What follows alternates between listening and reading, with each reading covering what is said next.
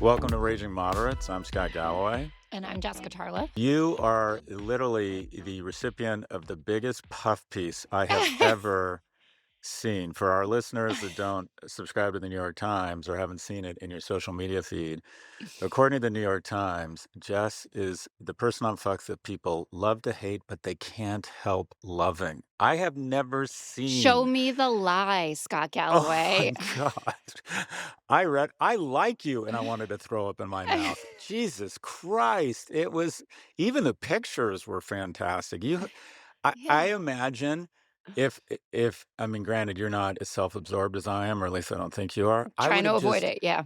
I would have just wallpapered my house in that article. Oh my gosh. You must feel great. It's pretty good. This My liberal heart was warmed, let's say, Oh my and there's goodness. always these moments that break through out of the Fox orbit where my actual life knows what I do for a living and kind of can see it. So my text messages just full of like parents and grandparents of people that I know that are like, "Oh my God, you're alive and you're doing this cool thing."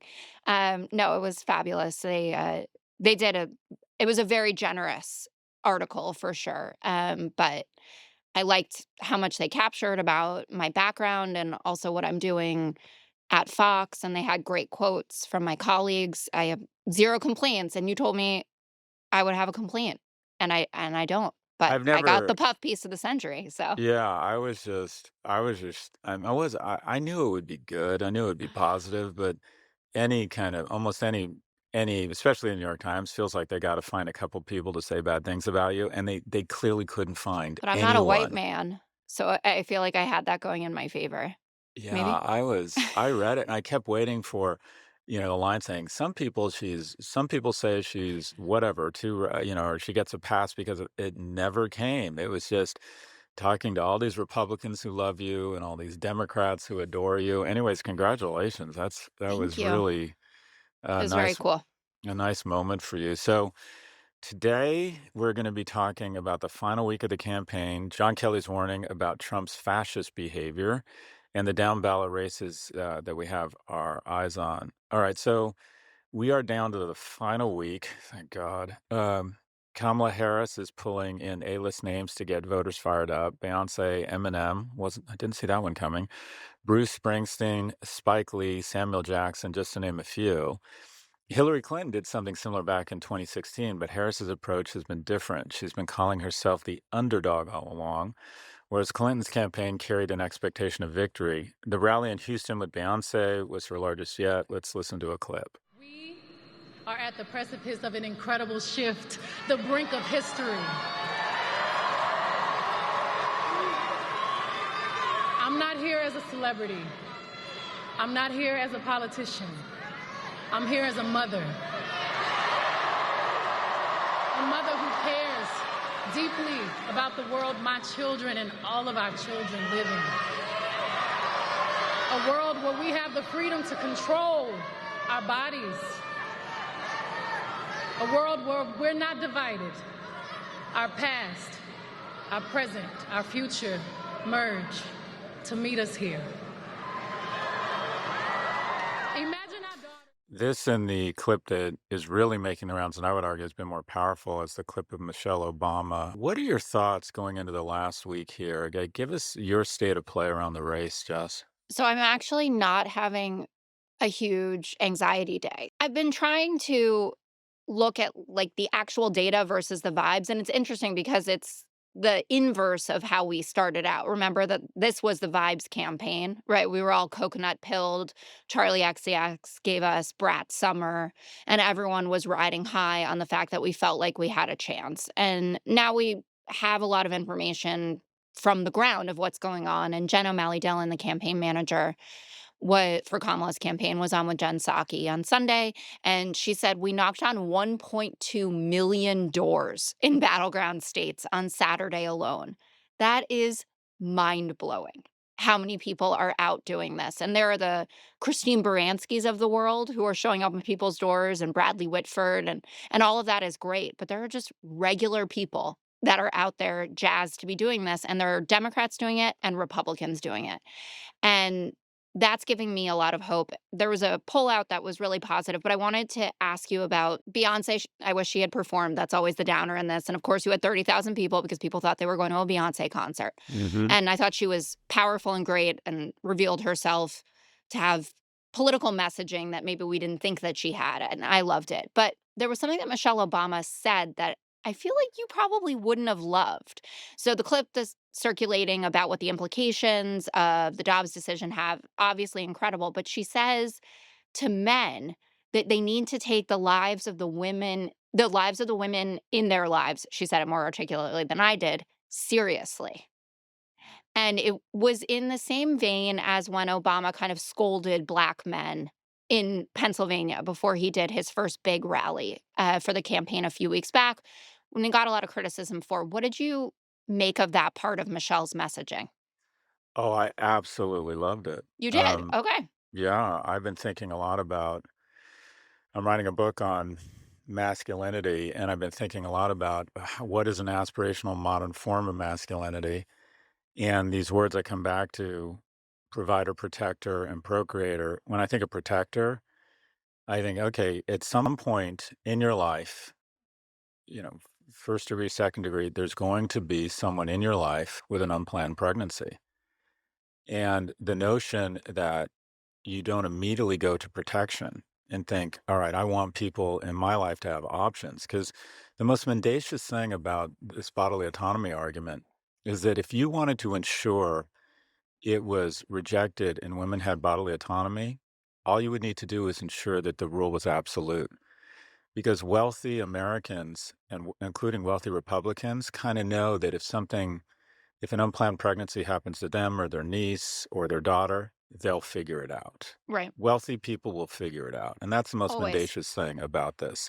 So this is really a war on on poor women, quite frankly, poor families. A 17-year-old black woman who becomes pregnant, doesn't have a lot of education, single parent, maybe hides the pregnancy, doesn't have resources, can't be shipped to Atlanta to terminate the pregnancy, doesn't have access to medical abortion. And her message was, if you're a man, how I read it, your job is to protect people, maybe not even in your direct sphere. That's your job as a man. You're supposed to protect women. And if you look at why women, generally speaking, and this is going to sound sexist, but there's research to show this, why they're attracted to men, or one of the features they're attracted to, is they want a man who physically, intellectually, and financially gives them the impression that when shit gets real, that man can protect them.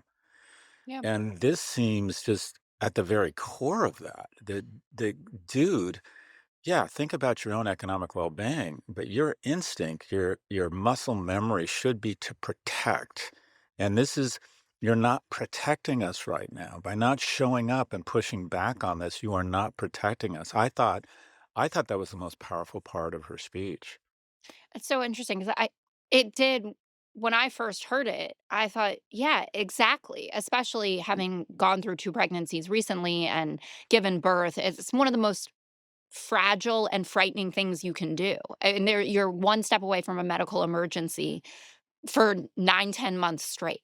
And it is a miracle every time that one of these babies is delivered safely and that the mom is good and that the baby is good. So I totally get that. I took a step back because we're focused on getting men to support the Democratic Party in this last hustle here. And I Mhm. wondered about that kind of 28-year-old guy who feels like the Democratic Party isn't interested in him, or the 35-year-old guy, or the 42, whatever, up to through Gen X, like the Gen Zs and millennials.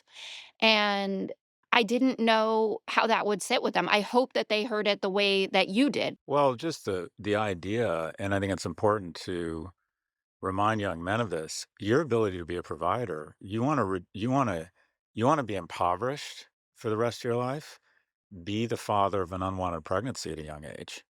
I mean, that this affects you too. Just being selfish, if you're a young man, one, you're going to have less sex unless bodily autonomy is restored. Think about the reason why, I mean, essentially, men want to spread their seed to the four corners of the earth, and women put up a much finer filter to try and attract the smartest, strongest, and fastest seed. And I know that sounds reductive and crude, but I have evidence to prove this. And because of the downside of pregnancy is so much greater for women than for men, women are more selective when it comes to random sexual encounters. And if you ask young men, would you rather have more or less random sexual encounters that might turn into a relationship, that might turn into a family, that might turn into kids? I got to think 90+% of young men would think, yeah, I'd rather have more opportunity for sexual encounters. If women believe that the downside of pregnancy might be they have to carry the baby to term, or worse, they end up in an emergency room parking lot with sepsis because doctors are afraid to treat her. And I don't think men have received the message. I think Michelle is the first person. Obama kind of scolding the young men, or maybe scolding them, lecturing them, or talking to them. I like that. I actually thought she was a more effective. Any She, sh she was she is the fantastic. hero. I felt the same thing at the DNC, which I know that we talked about. He was amazing, but he knew that she was otherworldly. He led with, "I'm the only guy stupid enough to follow Michelle Obama." Right. She just She was nails great. every line. Yeah. I love unexpected surprises. And this is my new thesis on what I think is going to play a critical role in an election that no one saw coming. The October surprise, I think, is here.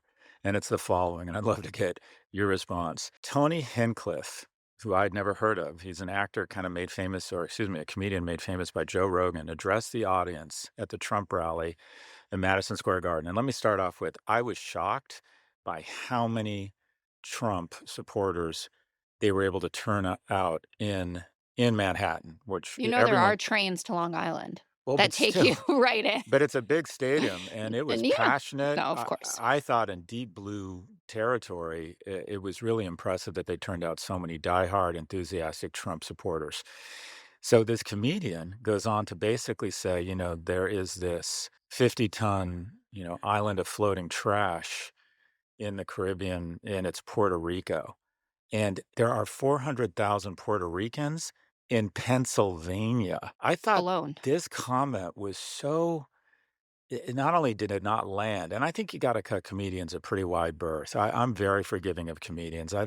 But this seemed to illuminate the Trump DNA in such a negative way, and that clip has gone viral.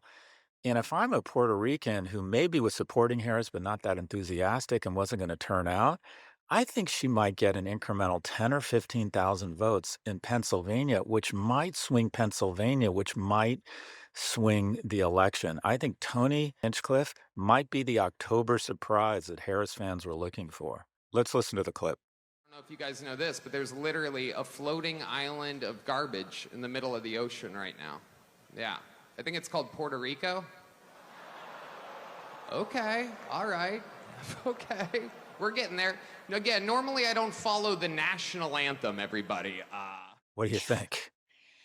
So I was following along to the rally via X, driving back from seeing Disney Junior, the live show. So we could talk about that another day.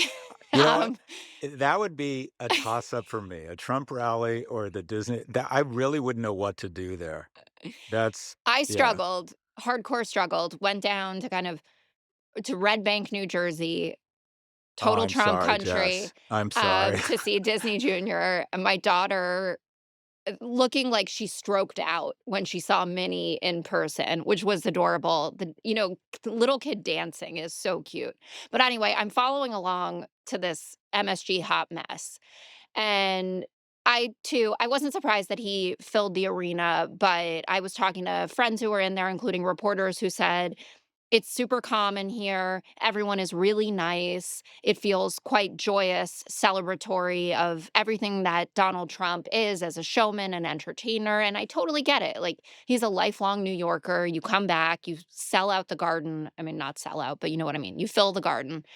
And I had heard Tony Hinchcliffe before because he was part of Tom Brady's roast. And I thought he was hilarious, Mhm. making fun of Tom Brady, which is a little bit different than making fun of Puerto Ricans like that. And that was the first kind of set of clips that really stood out to me as concerning for the Trump campaign because you saw the immediate backlash. So Bad Bunny was up right away. I think he has 40 million 45 million followers with a video that Kamala had cut for Puerto Ricans, posted that, then J-Lo, then Ricky Martin. So within like 10 minutes, 115 million followers had been activated against Donald Trump because of this clip. And it was a Hmm. reminder to a lot of people. And I think Ricky Martin actually used the old footage of Trump after Hurricane Maria, where he showed up and he threw paper towels at people who had just had their homes absolutely decimated. And I thought, okay, this might be, in your words, the October surprise of it, which is basically that Trump can never just stick with a good thing. Like, people think you're kind of human and that you kind of don't think these things. And because you want to have the raunchiest and the funniest guy here, and by the way, First Amendment protected, it was a joke. I didn't find that funny. I don't think we should be policing comedians in any No. way. But a comedy show Yeah. and a political rally are Yep. very different. And you can expect if there had been a Comedians for Kamala event and you had John Mulaney up there, he wasn't going to be insulting people like that. He's going to be making fun of himself. Or even if you had someone more out there like Dave Chappelle or Bill Burr, they might make a few policy jokes. Like Bill Burr actually has this hilarious bit that he does about abortion, and he's a pro-choice supporter, but he basically talks about how it is murder and it's like a half-baked pie. He's like, "You're not gonna say that it's not a pie just because you only Mhm. half-baked it," right? Like, those are all things that I can get on board with, but there's no way that they would have stepped over the line that far. And then so you have the liberal supporters that come out, but then you see the conservatives, like Rick Scott, the senator from Florida, who is in a reelection battle, immediately says, this is not right. This is not what I think of Puerto Ricans. Puerto Ricans are great people. You see other GOP officials. We're going to talk a little bit about down ballot races towards the end of the podcast. There's a guy, D'Esposito, who's out in Suffolk County. He looks like he's going to lose his race, a Republican, former cop. I think he was the only vulnerable Democrat or only Republican congressman or woman from New York who actually showed up at the rally. He's immediately has to say, "What the F is this? I don't Right. think this at all." So I think it was a complete disaster, not to mention then that, Stephen Miller goes on to say America is for Americans and Americans only, uh, to really bring the messaging Huh. home. But I'm sure that what felt like a joyous occasion in the aftermath, the Trump campaign put out a statement saying that it doesn't reflect their views.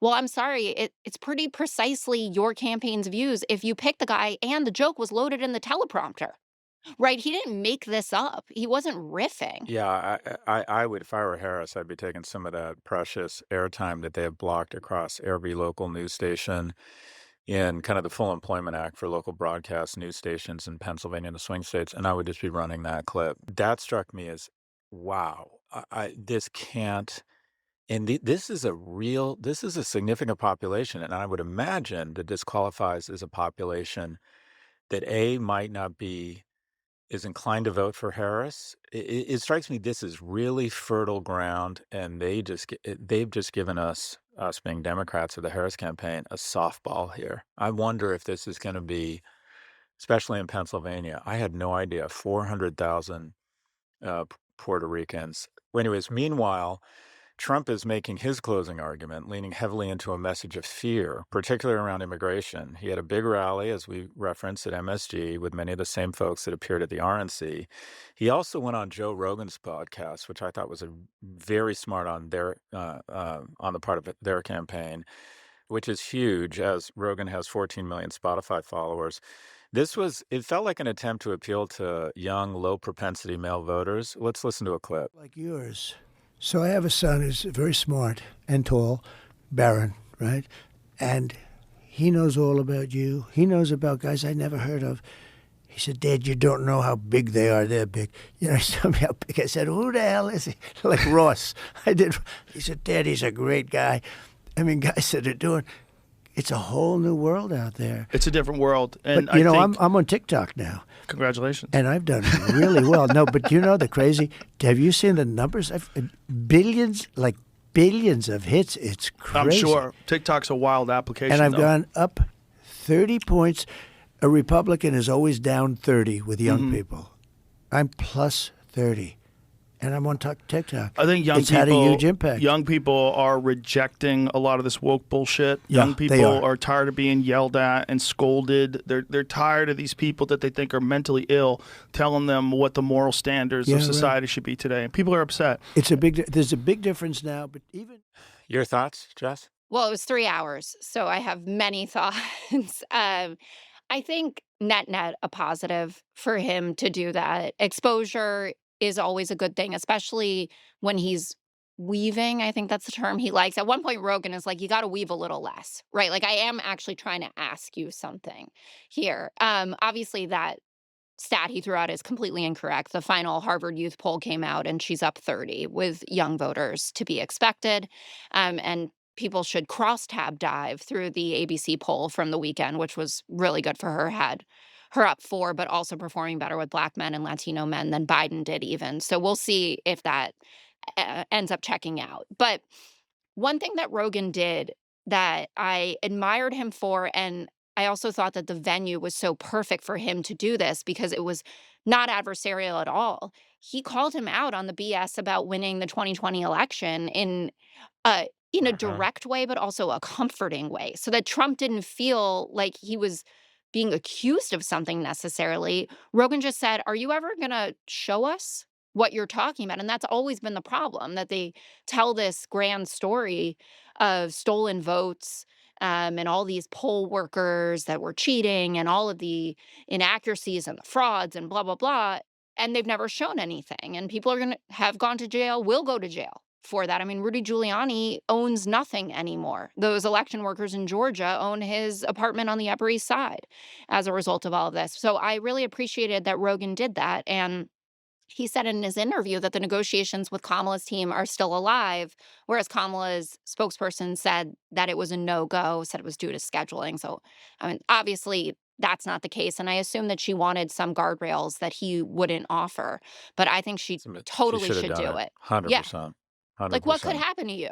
Could it be worse than losing the election? I don't know. That seems like the worst. And then I had this weird triggering moment when I listened to that clip, and that is he described his son. He said, "So I have a son who's very smart and tall."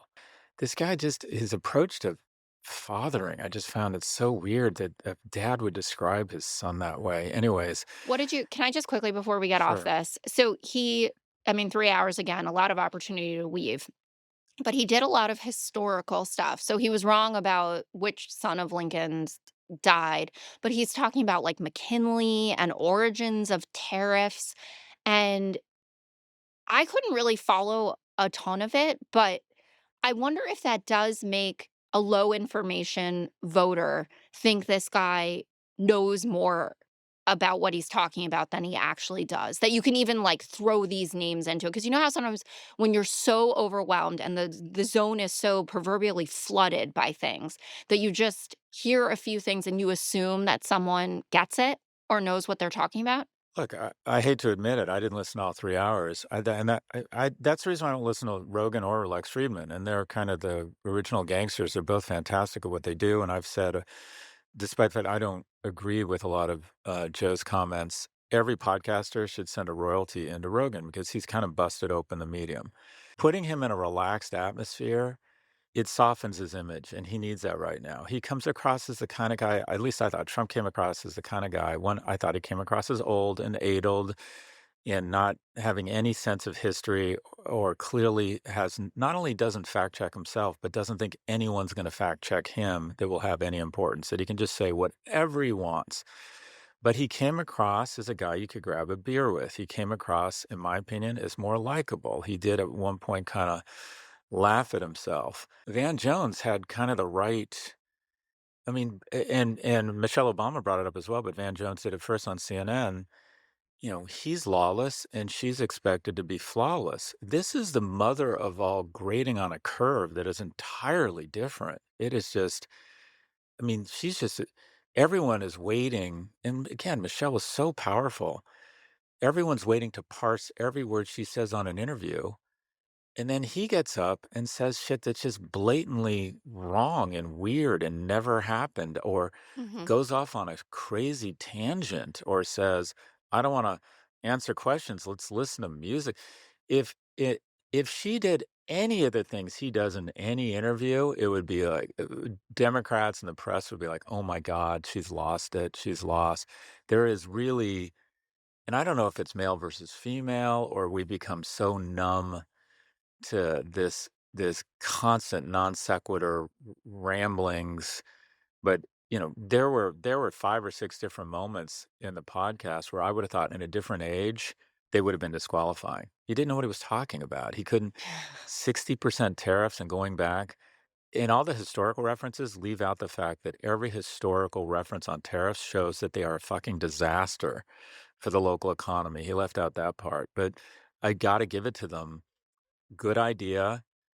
The Harris campaign is absolutely screwed up not going on Rogan. It would have been a huge win for the last thing he was going to do would be to go after the Democratic female candidate of color. He just wouldn't have gone there. And in general, Joe does try to give people some running room and give them, in my opinion, he gives them too much the benefit of the doubt. When he brings on a total fucking quack to say that mRNA vaccines alter your DNA, he doesn't say, "Well, is there any peer-reviewed research that says there's any veracity to that statement?" I don't know if you knew this. I actually pulled my pod off of Yeah, Spotify for a year. I was so triggered by the whole thing. But anyways, enough virtue signaling. I think it was a win for him. I think it was a win for him. definitely. And a good part of the closing argument, which obviously the MSG rally was, and Kamala will be doing this speech at the Ellipse, clearly making, protecting democracy at the core of her close. I personally would have preferred her to go to an auto factory in Michigan or even a hospital, to talk about healthcare, the people who really keep the country going. But obviously, this is a calculated decision that they've made. I think that those persuadable right leaning indies and Republicans are more into protecting democracy. But what do you think I think about you're that? absolutely right. I think one of the biggest mistakes we as Democrats keep making is that we keep thinking if we keep talking about what's wrong with him, it'll work. That strategy has not worked. She needs to talk about what's right with her, and that is That's a good way to put it. Yeah. the policy around Medicare such that your parents can die at home, the policies around not lack of tariffs, the first home buyers. She needs to play offense around why you should vote for me as opposed to why you should not vote for him. I agree with you. I think she should have made an economic argument at the end and talk about her policy. The other kind of news, and I'll obviously give you my view up front. I don't think it's big news, if you will, is last week Trump's longest-serving chief of staff, retired Marine General John Kelly, told the New York Times that in his view, Trump would govern like a dictator if reelected. Let's listen to some of the audio that was released. What do you think? Do you think he's a fascist? Well, I'm looking at the definition of fascism. It's a far-right, authoritarian, ultranationalist political ideology and movement characterized by a dictatorial leader, centralized autocracy, militarism, forcible suppression of opposition, belief in a natural social hierarchy. So certainly, in my experience, those are the kind of things that he thinks would work better in terms of running America. Again, back to this. Well, I have a couple questions here for you, Jess. First is, uh, you know, I would not agree with General Kelly's um, policies, I would bet, but it's just weird we can't get guys like that to run for president. I mean, he's clearly just so knowledgeable and thoughtful and measured. Yeah. Do you think this is damaging for Trump that Kelly has come out and said this?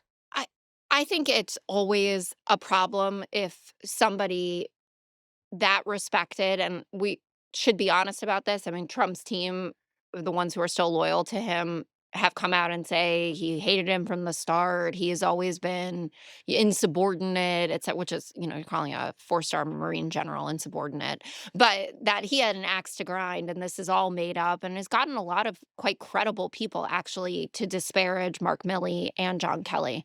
But I think it can't ever be good for you that you have people on the record, and this isn't the murmurs campaign anymore, right? Like, John Kelly sat down with Michael Schmidt at the Times and said this stuff on audio, and Kamala can use it in that way, and that can make it even more powerful because, I mean, this was a fight I was having on the 5 with my colleagues on Friday about the fascism thing. They said, "She's calling him a fascist." I said, "No, John Kelly in his voice is calling him a fascist. And I do think if these late breakers, the only undecideds left are people that are partial to this argument that this guy doesn't care about the Constitution. He doesn't care how you vote. And there's a ton of evidence that what they are doing right now, even in like what Tucker Carlson said in the MSG rally, that they are making it seem as though his win is so clearly ordained that anything but a Trump victory Mhm. will be fraud and that you will have to rise up to take your country back. The groundwork for that is happening. And I think we've been talking about this for weeks. That's part of the complacency as well with the get out the vote operation. Giving it to Scott Pressler and Charlie Kirk. We're knocking on a million doors and they're listening to Rogan. It's a very different world in terms of how this is campaigning. So, net, I think it's always bad to be called a fascist, but I do think it stands that you're hard pressed to move people about how they feel about Donald Trump at this point. The Trump campaign responded by calling Kelly's claims debunked stories and accusing him of having Trump derangement syndrome. By the way, I've been accused of that a lot. Do you get accused of that? Yeah, I have TDS so Yeah, bad. everywhere, Yeah. everywhere. Do I need antibiotics? Anyways, No, libtards, we'll be fine. Don't there you worry. go. Meanwhile, Harris seized the moment to focus on democracy, targeting Republicans who may be wavering on Trump. Do you think? Um, I personally, unfortunately, I think this is a big nothing burger. I think people are so used to. I think 4 of his 44 former secretaries or cabinet members are supporting him. The notion that these folks aren't supporting him is something that's already been absorbed into the ecosystem. I thought the most interesting part of this is I like a sexy Jake Tapper. I like him salty. Yeah. Did you see him with Senator Vance? Yeah, and Mike Johnson the weekend before. Yeah, was not taking it from Senator Vance.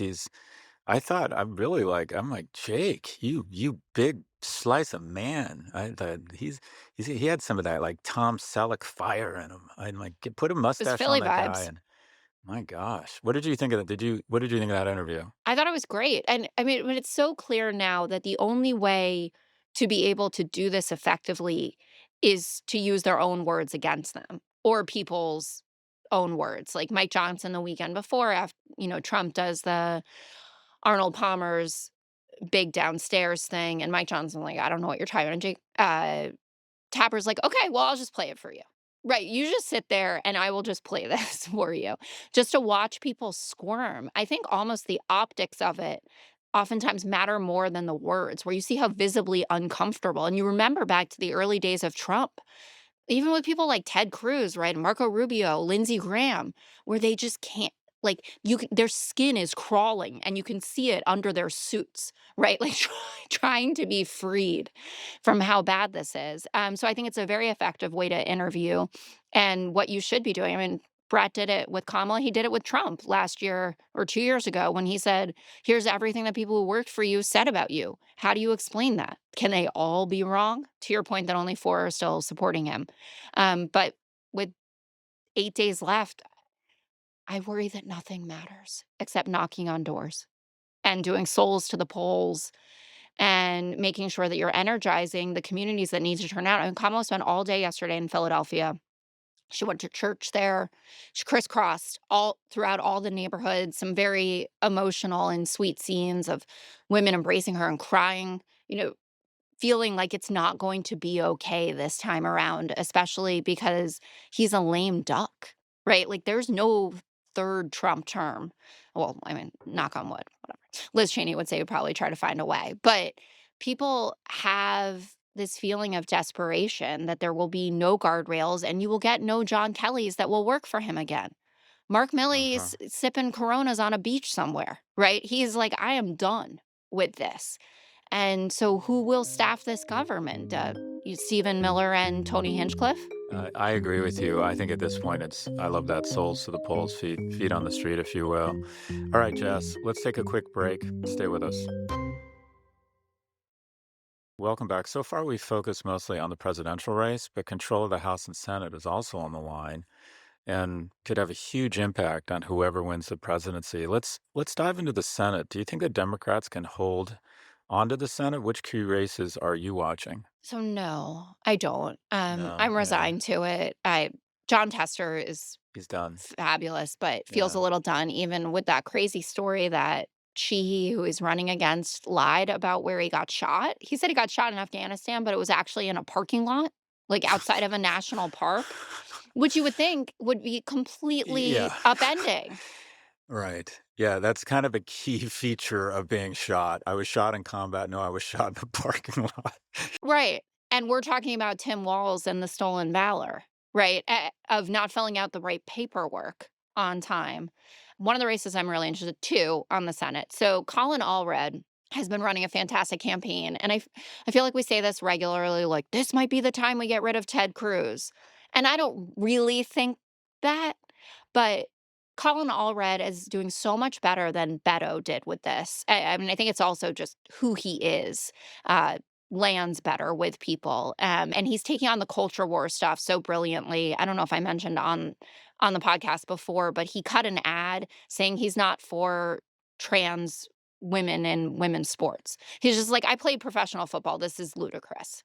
Ted Cruz is trying to say this about us. And a fun fact, actually, the number one issue that Trump has been advertising on is anti-trans issues. The economy, number 5, trans stuff, number 1. So clearly they think they can win a culture war election. But Colin Allred is within striking distance. Some polls like 2, 3 points behind.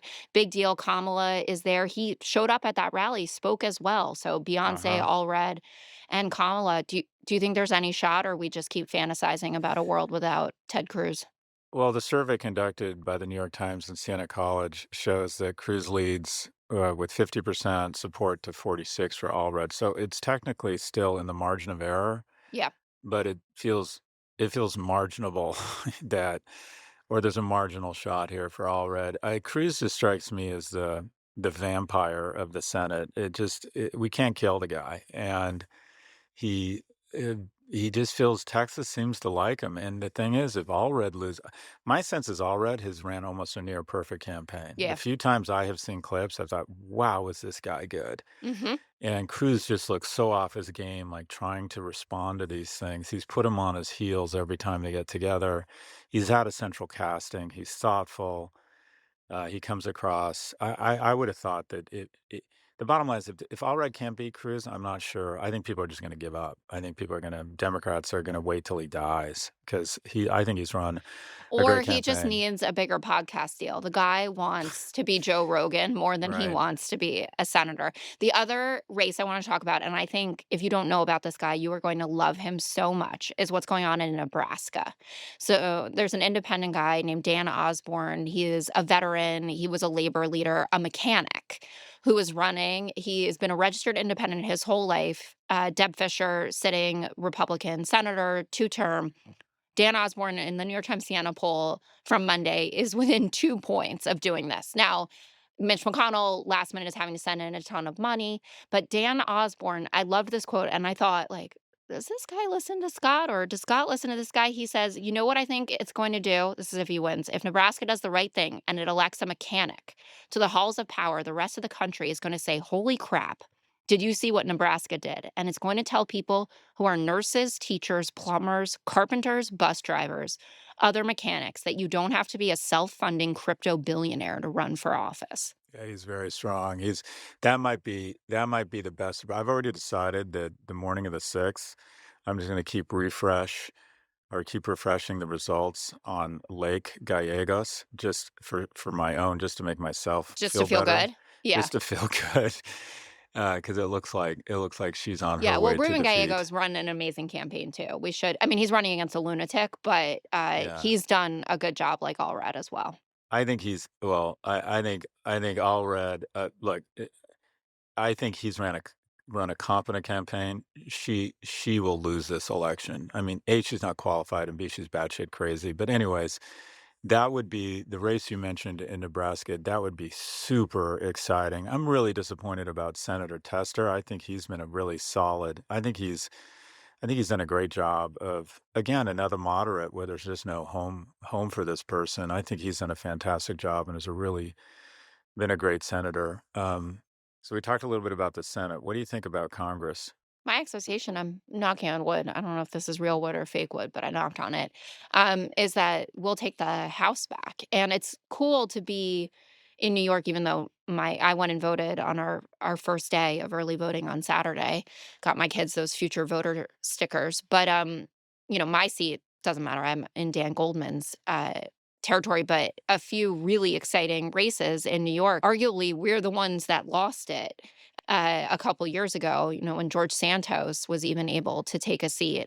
So I already mentioned Anthony D'Esposito, who's running, I think it's New York 4. He is down. He hired his mistress and his fiance's daughter to work, I think both of them in the same office. The Very same strange. time? Uh, I Are think they so. Mormon? Oh, that's wrong. That was wrong. Sorry, go ahead. Yeah, that was wrong. I actually was gonna try to gloss about over it, but you repeated it twice. So he seems to be down pretty significantly. Mike Lawler and Mondaire Jones, that's an interesting race. It has a blackface component from Mike Lawler dressing up as Michael Jackson, Mondaire Jones, you know, part of the squad. So that tension going on.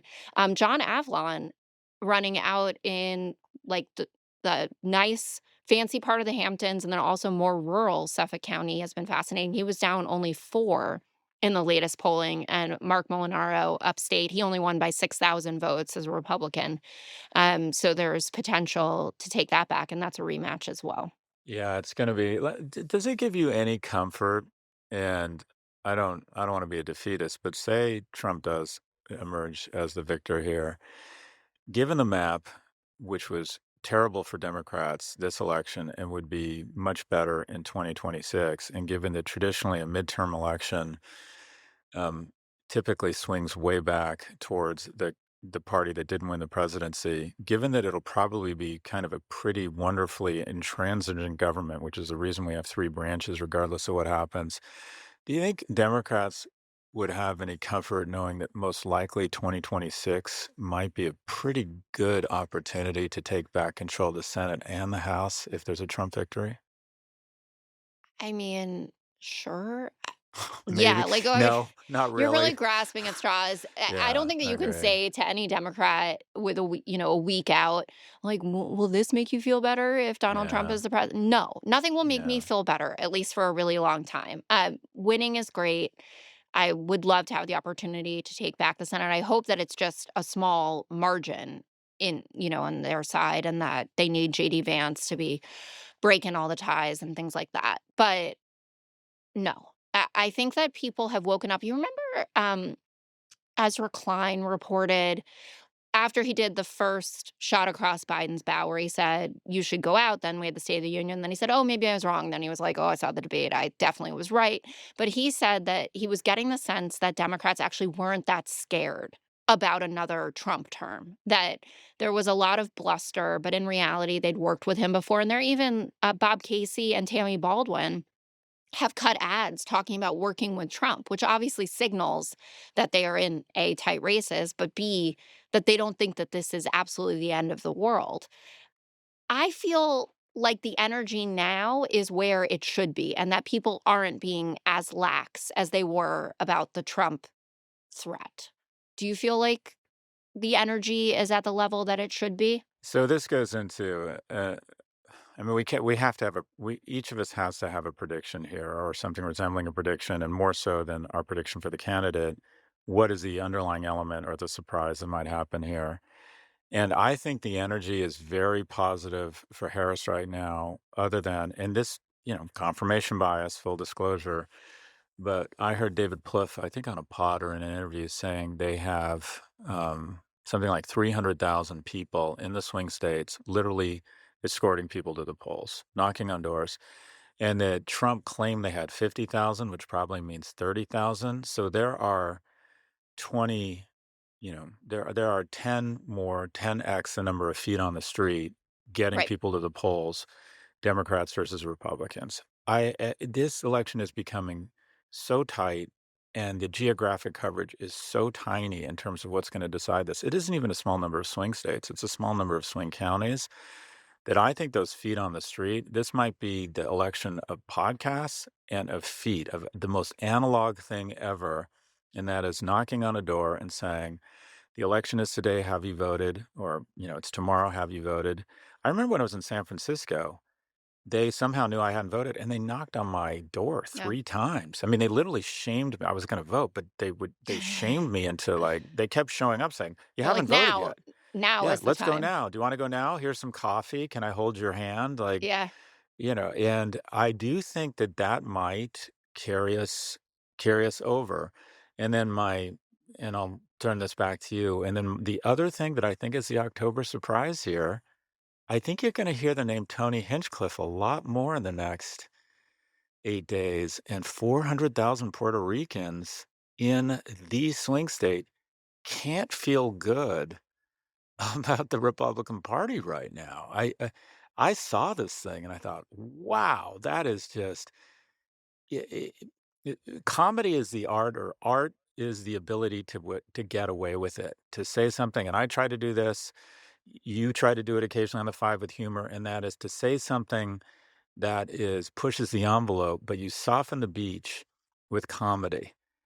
And this was the art of not getting away with it. He said something blatantly racist and it fell so flat, it didn't land so hard that it was the worst of all worlds for them. It feeds exactly into the fear people have about this administration. And clearly, nobody did the math and said, you realize this is a big constituency in the most important state. So my prediction is that I do like what Michelle Obama said about men need to move to protection. And are you there to protect us? 2, the feet on the street, and 3, I think this Tony Hinchcliffe debacle might, if it gets 3,000 people. I mean, that's literally what we're down to at this point. I think those 3 things are going to potentially. I'm predicting this is not only going to be a win for Harris, it's going to be a decisive win. And that is a huge proximity bias. This is me trying to tell myself, I think I can. I think I can. I'm a brave, strong. When you see those TikToks of the 4-year-old girl jumping off something, and she's like, "I am courageous. I'm strong." I mean, this is Yeah. me I love trying to that keep girl. Yeah. myself saying. But that's my prediction. What are your thoughts 8 days out? So I am, like I said, I'm having a more optimistic day, and my emotions are all over the place, not to be too female about it. Unsurprisingly, I have highs and lows. And it usually depends on my We blood have those sugar. too. Uh, But no, I I just know. I just turned to alcohol. But anyways, go ahead. Yeah, I'm trying to avoid that. It's just not great taking care of a baby that way, but we could get there. Um, my prediction is that the shy voter of this election is the right-leaning person. It's not the Trump voter that we had in 2016 and to a lesser degree in 2020, but the right-leaning person who casts a country over party vote. And there's been a lot of very good journalism from interviews about how many people are saying, I just can't do it. I just can't vote for him in this scenario. I don't love her. I don't necessarily think that I know her that well. And it does keep coming up consistently that not having a good answer on immigration, even if immigration is not your big issue, is something that is very bothersome to people. And for me, diehard Dem, I feel that way as well. I don't know how they haven't figured out something better to say about that. But that people are just gonna go in the voting booth and quietly do their business and vote for Kamala, kind of how what Brett Stevens articulated in his, in the conversation with Gail Hmm. Collins last weekend when he said it. So I think that in general, Black and Latino men in particular will quote unquote come home, that Trump will perform better than he did before, but it won't be these kinds of huge realignments that we had been seeing. But Kamala wins, there will be a much needed autopsy on who the Democratic Party is. Because if we If she manage to does or pull doesn't this win. off, if she does win, Yeah. because we will have won this on the votes of people who are not ours for future elections. If they run a normal Republican again, if it's Glenn Youngkin or somebody, they're not with us anymore. And we need to do a lot of good, long, hard thinking about how we have been messaging to men, to minority voters, in some cases, even to women. You should always have the highest goals possible. And I think that I don't want to let, perfect be the enemy of the good. I hope that we have done good enough. But Liz Cheney is a rental. We do not own Liz Cheney. And I think about that a lot. It's funny because I think if Trump wins, w- the Republican Party is literally going to need to be totally reconfigured and That's what have, my husband says. He's like, it needs to be where like are blown they? up. Yeah. They would literally have to go. They're like, okay, the verdict is in. There's no turning chicken shit into chicken salad here. This guy is basically taking the Republican Party down when a lot of their issues seem to resonate. And like we kicked out all the old line Republicans. What is the new? Who are the new It's JD Republicans? Vance. Then JD Vance really is the future of the party. That's really interesting. That's That's really scary. interesting. So, I want to read some, just as we wrap up here, I just want to read some of your quotes. I'm there to represent, at least of the voting public, the majority of Americans, Ms. Tarlov said over a recent breakfast. We, she meant Democrats in 2020, got 81 million votes. There are more of me than there are of them. Her goal, she said, is to inject a Democratic perspective into the Fox bloodstream while showing viewers that ideological foes can still get along. I also want to win elections, said Ms. Tarlov, who got her start in politics working for Douglas Schoen, a Democratic pollster. And I think that being on the most watched show is the best place to be. And then you literally, at some point, I mean, I really do like you, so I You just think kept my mom wrote smiling. it? Oh I my got a lot of God, texts like that. Like, did Judy write this? Jesus! Yeah. It's just, But I don't know. I've made this case, and I think I've persuaded you a bit about it. The undecideds are the ones watching Fox, and that is an important reason to be there. But people want to tune in to see real conversation, and to your souls to the polls point, there are more of us. I feel like we run as if there are only like 10 of us, and there are a cajillion of them. There are more people that agree with our point of view, so we should be a little bit louder about it and have better media strategy, which we do not. I mean, the right crushes us in terms of that, even though we quote unquote own the culture. no, this thing, yeah, I just can't get over this. Even that picture, I Well, don't know if I like the I mean, orange it's a lot tank. of hair and makeup, I but don't know if it's the good. the orange tank pantsuit is what I would have gone with. That is Really? literally, I mean, you look great, but I'm not sure I would have gone So with that then don't bring color. me down, man. That was My a great suit. th- That is a pastel power suit if there that is ever a was that one. is a Secretary Clinton suit. Mhm.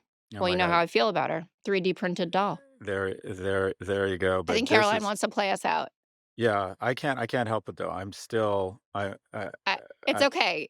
I'm Your just profile totally was blown away insanely this. nice too. Oh, mine was a hit piece compared to Mm, this thing. Literally, well, this is if you ever run for president, this will be seen as like the launch article. Oh my gosh. Anyways, with that, we're gonna wrap up here. That's all for this episode. If you have not read this article and you want to see what it's like, what a puff piece is like, from everyone's new favorite Democrat, Jess Tarlov. Go and just type in the New York Times app, type in Tarlov, that's Tarlov, and you're going to see what it's like to be on the and receiving how end. good the suit is. Also, yeah, the 27th was our 1-year anniversary when we were on Mar together. And this piece came out that I'm day. so It was glad you the remembered. symmetry. I'm so Well, glad you remembered. my husband did weirdly. He's like, we were on Mar. He didn't say we. He does not think we. He said we were out in LA for Mar, and you met Scott a year ago today, There you 2 days go. ago. It's our 1 year anniversary, Hmm. Jess. Well, Yeah, it's been amazing. who would have thought we'd be here making probably incorrect predictions about all things Yeah, Trump's definitely gonna politics. win. Yeah. Yeah, we're gonna see. All right. That's it. That's all for this episode. Thank you for listening to Raging Moderates. Our producers are Caroline Shagrin and David Toledo. Our technical director is Drew Burrows. You can find Raging Moderates on its own feed every Tuesday. That's right. Raging Moderates has its own feed. Please follow us wherever you get your podcasts. And I would just like to wrap up, and I'm curious if you agree. I think the catastrophizing on both sides that this is the end of America, and both sides are claiming this if their candidate doesn't win, doesn't recognize history and doesn't recognize just how resilient the U.S., distinct of who you support, we're all going to be fine. Some groups will benefit, some will not. But America has survived much worse than either Harris or Trump, depending on your viewpoint. Everything is going to be. We will absolutely endure this. Your thoughts, Jess? Yes, generally speaking. Also, you live abroad. I just want that to be clear. You were supposed to weigh in with that New York Times credibility and go absolutely and back me It's up true. there. No, Sort of. yes. No, I We'll be 100% think okay-ish. so. Yeah, no. Okay-ish. Everything will be fine. It'll suck way worse though if he wins. Yeah. Word, orange pantsuit sister. Okay, that's it. Please follow us on our new feed. Jess, have a great rest of the week. You too. Stay stable.